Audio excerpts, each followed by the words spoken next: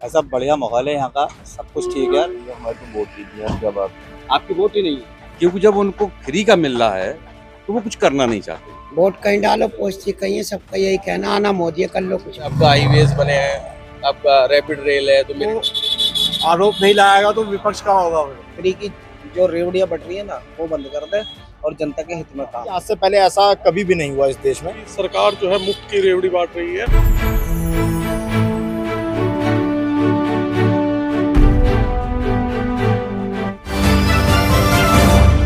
नमस्कार, national state Uttar Pradesh Uttarakhand देख रहे हैं आप और आपके साथ मैं हूं नकुल चतुर्वेदी। चुनावी माहौल है, अगले 1 महीने में लोकसभा चुनाव की तैयारी चल रही होगी और अलग अलग प्रत्याशी अपने अपने दावे जनता के बीच कर रहे होंगे। ऐसे में मैं मेरठ कंस्टिट्यूएंसी में मौजूद हूं और मेरठ लोकसभा क्षेत्र में इस वक्त मैं जहां पर मौजूद हूं ये पौष इलाका है, शर्मा नगर का ये इलाका है। मेरे सहयोगी आपको दिखाएंगे। ये यहाँ से जो रास्ता एक तो जेल के लिए भी जाता है, एडीजी दफ्तर के लिए भी जाता है और अलग अलग जो ऑफिशियल्स हैं वो यहीं आसपास ही रहा करते हैं। अब अगर बात की जाए तो यहाँ पर एक जो कार के मैकेनिक है, बहुत सालों से यहाँ पर कारों का काम करते आ रहे हैं और अभी देखिए अभी भी एक कार पे वो लोग वो काम कर रहे हैं। पहले इनसे बात करूंगा कि जो संजय भाई हैं, संजय भाई इस चुनाव को कैसे देख रहे हैं। संजय भाई, लोकसभा चुनाव आने वाला है, अलग अलग प्रत्याशी होंगे मैदान में, क्या सोच रहे हैं आप? लोकसभा चुनाव में मेरठ की में ऐसा बढ़िया माहौल है यहाँ का, सब कुछ ठीक है। मोदी लहर है, मोदी ही आने हैं और इतने अच्छे काम करे हैं मोदी जी ने कि लोग वहाँ कहते हैं कि व्यापार नहीं है, महंगाई है, कुछ नहीं है। पिछले 40 साल से देखता आ रहा हूँ, कोई फर्क नहीं है, कहीं कोई दिक्कत नहीं, कहीं कोई परेशानी नहीं है। संजय भाई, अगर बात की जाए तो अभी बसपा ने अपने कैंडिडेट को डिक्लेयर किया, देवव्रत त्यागी। अगर बात की जाए तो और तमाम पार्टियों से भी अलग अलग कैंडिडेट्स के नाम सामने आने हैं। क्या आप सोचते हैं आप दूसरी पार्टियों के प्रत्याशी? देखिए जी, बहुजन समाज पार्टी के कैंडिडेट खड़े हो जाओ, लेकिन इस वक्त जो है उनके जो वोटर हैं, अगर आप उनके पास भी जाएंगे तो वो भी सिर्फ मोदी ही मोदी करेंगे। और कम से कम, मैं ही नहीं कहता सारे वोट डालेंगे, लेकिन फिर भी कम से कम बहुजन समाज पार्टी के जो वोटर हैं, जितनी जानकारी मुझे है, कम से कम नहीं तो 30-35% तो उन पर जा सकती है। और अगर उस पर आप बीजेपी कार्यकर्ता नहीं है कहीं? नहीं, मैं तो भाई साहब मिस्त्री आदमी हूँ, काम करता हूँ, मेरा किसी पार्टी से कोई मतलब नहीं। ये तो आप आ गए, मैं काम कर रहा हूँ, बता दिया। लेकिन जो यहाँ बैठते हैं 10 आदमी बैठ के बातचीत करते हैं, उनके बात को देख के बता रहा हूँ कि हम भी लोकसभा के चुनाव हो या विधानसभा के या किसी के भी चुनाव हो, हम भी मजा लेते हैं, थोड़ा सा देखते हैं, लोगों को पूछते हैं, तो अच्छा ही लगता है। भाई साहब जा रहे हैं। भाई साहब, लोकसभा चुनाव आ रहा है, क्या सोच रहे हैं आप? इस मेरठ लोकसभा सीट पर क्या माहौल है? देवव्रत त्यागी बसपा से हैं, इधर बीजेपी से एक कैंडिडेट का भी डिक्लेरेशन नहीं हुआ है और अलग अलग बातें हो रही है। भैया हमारी तो वोट कीजिए यार, क्या बात है। आपकी वोट ही नहीं है तो आपने वोट बनवाने की कोशिश नहीं की? क्यों करी, खूब करी, कोई सुनता ही नहीं। कहाँ रहते हैं आप? मैं नंगला बट्टू में रहता हूँ। आप एड्रेस बताइए जरा, आपकी बात पहुंचेगी यहाँ पर अधिकारियों तक। एड्रेस क्या बताऊँ, LIC के पीछे रहता हूँ। नंगला बट्टू में। क्या शुभ नाम है आपका? अमरीश कुमार। अमरीश कुमार जी। और आपकी फैमिली में कितने लोग हैं? मेरी फैमिली में मेरे 2 बेटे हैं, एक वाइफ है। किसी का वोट नहीं बना हुआ? पूरे परिवार का वोट नहीं बना हुआ? और आसपास और लोगों का वोट? आसपास का तो मुझे पता नहीं, सब देने जाते हैं, मैं ही नहीं देने जाता, बस जब आता ही नहीं तो मैं कहाँ से दूंगा। तो आप देखेंगे, देखिए दोस्तों, ये बड़ी गंभीर बात है कि लोकतंत्र का महापर्व होगा और लोकतंत्र के इस महापर्व में शामिल होने के लिए जो वोटर हैं वो एक बहुत बड़ी भूमिका निभाते हैं। और अब आपने सुना, यहाँ पर अमरीश कुमार जी थे जो बता रहे हैं कि भाई वोट ही नहीं है। अब जब उनके वोट ही नहीं है तो वो क्या सोचेंगे? यहाँ पर वकील साहब बैठे हैं, वकीलों की एक अपनी अलग भूमिका होती है न्याय प्रणाली में, लेकिन जब चुनाव आते हैं तो एक वोटर के तौर पर ये भी वोट करेंगे। वकील साहब, चुनावी माहौल है, लोकसभा, मेरठ लोकसभा की अगर बात की जाए, क्या माहौल देख पा रहे हैं आप, क्या समझ पा रहे हैं? अभी तो माहौल जो है, क्योंकि चुनाव अभी डिक्लेयर हुआ है, अभी प्रत्याशी अपने अपने पार्टियां खड़े करेंगी और जो अच्छा प्रत्याशी होगा, जो जनता जिसे सबसे ज्यादा चाहेगी, जिसने जनता के संग अच्छा व्यवहार किया होगा, उसके ही जो है लोगों का रुझान रहेगा और उसी को वो वोट करेंगे। जहाँ तक मेरठ की बात है, मेरठ में लॉ एंड ऑर्डर की प्रॉब्लम तो ठीक है ही है, साथ ही साथ जो कुछ लोगों का जैसे मानना है कि जो ये योजनाएं चल रही हैं, जिसमें चाहे वो आपका अन्न योजना हो, चाहे वो आपका गैस सिलेंडर हो, तो सबसे ज्यादा नुकसान जो है ना गरीब तबके को हो रहा है, क्योंकि उनके बच्चे जो है इतने नकारा होते जा रहे हैं, क्योंकि जब उनको फ्री का मिल रहा है तो वो कुछ करना नहीं चाहते हैं। जब वो करेंगे नहीं तो वो शिक्षित नहीं होंगे, जब शिक्षित नहीं होंगे तो उनका भविष्य खराब हो जाएगा देश का। तो इस चीज पे जो जितने बुद्धिमान लोग हैं, प्रबुद्ध लोग हैं, वो इस पे विचार कर रहे हैं कि ये जितनी योजनाएं इनकी चल रही हैं वो ज्यादा जनहित में नहीं है, कहीं जनहित के लिए जाती है लेकिन जनहित में है नहीं। तो आम जनता चाहती है कि जो है हमसे काम लो और पैसा दो, मुझे फ्री का नहीं चाहिए, लेकिन यहाँ वो अपना जो है एक दिखाने के लिए इसका बड़ा प्रभाव पड़ेगा। यकीनन अगर राशन की बात हो रही है तो पिछले दौर में भी जनता को राशन मिला करता था और राशन का वो कुछ पैसा चुकाती थी और उसके बाद उस राशन को अपने घर लेकर जाती थी। लेकिन मौजूदा दौर में जो चल पड़ा है मुफ्त का राशन और मुफ्त के कुछ रुपए जो खाते में आ रहे हैं वो जनता को कहीं ना कहीं बेकार और नाकारा कर रहे हैं। और अगर देश का गरीब अगर नाकारा हो रहा है, वो काम नहीं कर रहा है, तो ये गंभीर सवाल है कि हमारे देश किस तरफ को जाएगा। यहाँ भाई साहब बैठे हैं, सब्जी बेचते हैं भाई साहब, और आप देखेंगे शायद इसी से इनकी रोजी चलती है। भाई साहब क्या शुभ नाम है आपका? नेपाल।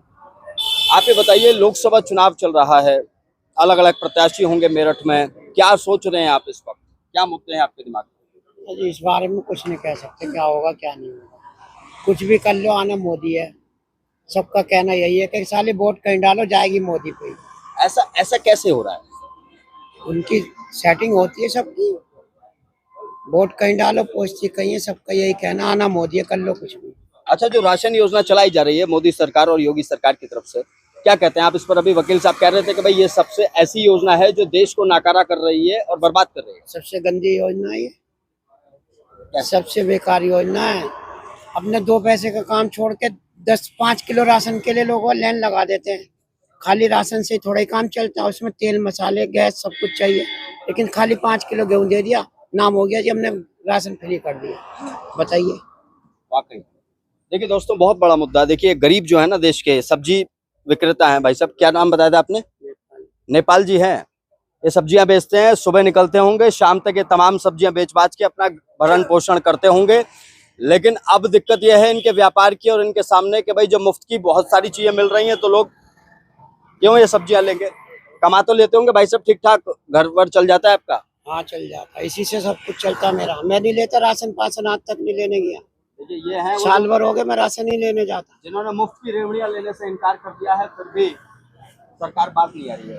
सवाल ये है कि भाई जब देश पर 200 लाख करोड़ से ज्यादा का कर्जा बढ़ चुका है, हर व्यक्ति पर, प्रति व्यक्ति पर 1.5 लाख रुपए तक का कर्जा हो चुका है, तो फिर ये मुफ्त की रेवड़ियां क्यों बांटी जा रही हैं? और इस पर अब सुप्रीम कोर्ट सुनवाई भी करेगा। भाई साहब मौजूद है। भाई साहब क्या शुभ नाम है आपका? सुभानीस।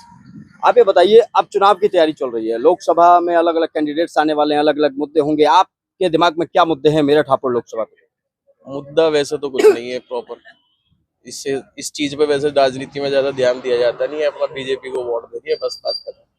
अच्छा, खत्म हो जाता। क्या जो चल रहा है कि भाई मोदी आएगा, जैसे भी बाबूजी बता रहे थे कि भाई ये पता है कि मोदी जी आएंगे, बाबूजी कह रहे थे, तो बटन जाके दबाना है, क्या ऐसा है?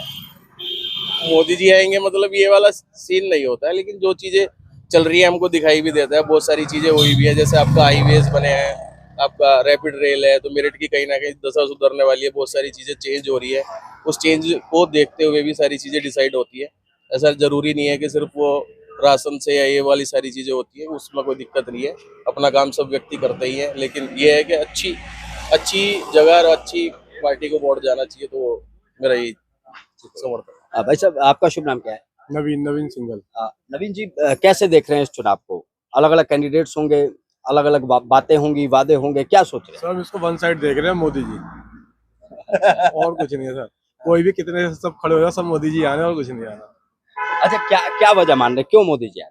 तरक्की कर रहे हैं देश की, इसलिए वो मोदी जी आने। सारे काम, सब काम सफल कर रहे हैं, जो कहते हैं वो करते हैं। आरोप लगा रहा है कि भाई चंदा लिया बीजेपी वालों ने, नरेंद्र मोदी जी ने इलेक्टोरल बॉन्ड के जरिए, क्या कहते हैं आप? विपक्ष का काम क्या होता है? विपक्ष का काम ही क्या होता है? यदि वो आरोप नहीं लगाएगा तो विपक्ष का होगा फिर? यदि उनके साथ होगा तो उनके साथ ही ना बन जाए। विपक्ष का काम ही आरोप लगाना है। तो आप उन बातों को सही मानते हैं जो एसबीआई की तरफ से आंकड़े जारी किए गए इलेक्टोरल बॉन्ड के और चुनाव आयोग की वेबसाइट पर जो पब्लिश किए गए? कौन से आंकड़े? अलग अलग आंकड़े आए हैं। Covid vaccine, Covishield vaccine company ने भी फंडिंग की।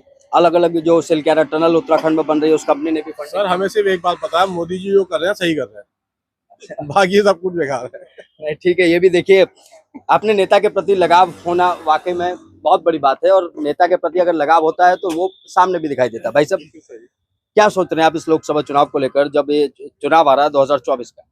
सोच साच तो कुछ नहीं रहे, बस इतना है, क्या कहते हैं, सरकार जो भी बने, कोई भी बने, लेकिन जनता के हित में होनी चाहिए। फ्री की जो रेवड़ियां बट रही है ना, वो बंद कर दे और जनता के हित में काम हो, बस इतना बड़ा मुद्दा। हाँ बस। रेवड़ियां जो बांटी जा रही हैं वो बेकार है, वो बेकार है। कहीं ना कहीं व्यक्ति को जो है ना एक तरह से अपाहिज बनाया जा रहा है। वो बस वो फ्री वाला देख के, तो फ्री वाला देख के जो है ना अपाहिज बनाया जा रहा है। बिल्कुल ठीक है। देखिए, आप देखेंगे देश के एक आम आदमी बता रहा है कि भाई जो रेवड़ियां बांटी जा रही हैं उन्हें बंद किया जाए, क्योंकि देश अपाहिज हो जाएगा इस तरीके से। छूट दे दी जाए, किसी ना किसी क्षेत्र में छूट दे दी जाए। अरे सिलेंडर पे रेट घटा दो, पेट्रोल पे घटा दो, ट्रांसपोर्टेशन पे घटा दो, बस ये सुविधा दे दी जाए। और शिक्षा का है, शिक्षा का थोड़ा सा बर्डन कम करो जनता के ऊपर से, वही शिक्षा में थोड़ा सा सहयोग। शिक्षा में तो एक व्यापार हो रहा है, सीधे व्यापार हो रहा है बस। बहुत मोटी फीसें जा रही हैं। बिल्कुल, शिक्षा और चिकित्सा इस देश में आम लोगों के लिए बहुत आसान होनी चाहिए, लेकिन आज वो धंधे में कन्वर्ट हो चुकी है। जो दोनों विभाग सेवा के लिए हुआ करते थे, वो दोनों विभाग आज धंधे में तब्दील होते जा रहे हैं और उसका खामियाजा जनता को भुगतना पड़ रहा है। इधर राशन देकर, मुफ्त का राशन देकर जनता को और पंगु बनाया जा रहा है। क्या सोचते हैं आप चुनाव को लेकर? देखिए, मैं पेशे से पत्रकार हूं मैं भी, और लोकसभा चुनाव जैसा आया है मीडिया पर बहुत सी बैन लगा दिए गए हैं, कई चीज़ों पर पाबंदियां लगा दी गई हैं और प्रेस कॉन्फ्रेंस हर जिले में करके जो है पत्रकारों को अवगत करा दिया गया है कि आपको क्या चलाना है, क्या नहीं चलाना है। तो ऐसा लगता है कि लोकतंत्र को बिल्कुल जो है इन्होंने बांध दिया है। हम बिल्कुल आज़ाद नहीं रहे पहले की तरह। ये जब से सरकार आई है, इसी सरकार में ऐसा देखने को मिला। हालांकि मैं तो युवा पीढ़ी हूँ, लेकिन मैं बुजुर्गों के साथ में बैठता हूँ, तो उनका भी यही कहना है कि आज से पहले ऐसा कभी भी नहीं हुआ इस देश में कि पत्रकारों पर जो है आज़ादी पे लगाम लगा दी गई हो, उन्हें बैन कर दिया गया हो। तो मेरा तो कहना ये बहुत गलत हो रहा है देश में। देखेंगे दोस्तों, आप देखिए मेरे पास अलग अलग तरीके के लोग हैं। एक कार मैकेनिक थे, उसके बाद एक सब्जी वाले थे, उसके बाद एक वकील थे, उसके बाद दुकान पर मोटरसाइकिल ठीक कराने आए एक शख्स थे, और उसके बाद ये पत्रकार महोदय थे। दीपक जी, कैसे देख रहे हैं इस लोकसभा चुनाव? देखिए नकुल जी, मैं आपका पूरा इंटरव्यू अभी सुनता हुआ आया हूँ। आपने बहुत अच्छी बातें भी कही हैं इसमें और जनता ने अपनी राय भी दी है। आपने बताया कि 200 लाख करोड़ रुपए का जनता पर कर्जा है और उसके बावजूद भी सरकार जो है मुफ्त की रेवड़ी बांट रही है, और जनता कहीं ना कहीं, कुछ लोग इस रेवड़ी को इस तरीके से लेकर समझ रहे हैं कि हमारे लिए बहुत अच्छा हो रहा है। मगर मेरा मानना ये है, आपने भी पीछे एक सब्जी वाले से बात की थी जिन्होंने अपने स्वावलंबन का उदाहरण देते हुए एक बात कही कि ये जो मुफ्त की रेवड़ी है मैं नहीं खाता हूँ।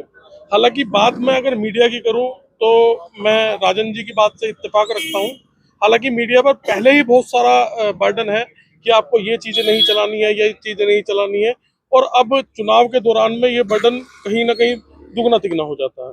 लोकतंत्र की खूबसूरती इसी में होती है कि सभी विभाग, सभी लोग अपना काम स्वावलंबन के साथ, मतलब आज़ादी के साथ कर पाएं। लेकिन मौजूदा दौर में जो हो रहा है, अगर बात की जाए तो अलग अलग शहरों में जो जिलाधिकारियों ने प्रेस कॉन्फ्रेंस करके ये कहा है कि आपको ये चलाना है और आपको ये नहीं चलाना है, उन तमाम जिलाधिकारी महोदयों से मेरा एक ही विनम्र निवेदन है कि अगर आप में हिम्मत है तो उन चैनल्स की टेलीकास्टिंग को अपने शहर में रुकवाइए जो मौजूदा दौर में बैठकर फला पार्टी का प्रचार अपने मंच के जरिए कर रहे हैं। उन चैनलों की टेलीकास्टिंग बंद करवाइए जो जनता के मुद्दों को ना उठाकर फला नेता का प्रचार अपने टीवी चैनल पर प्राइम टाइम शो में कर रहे हैं।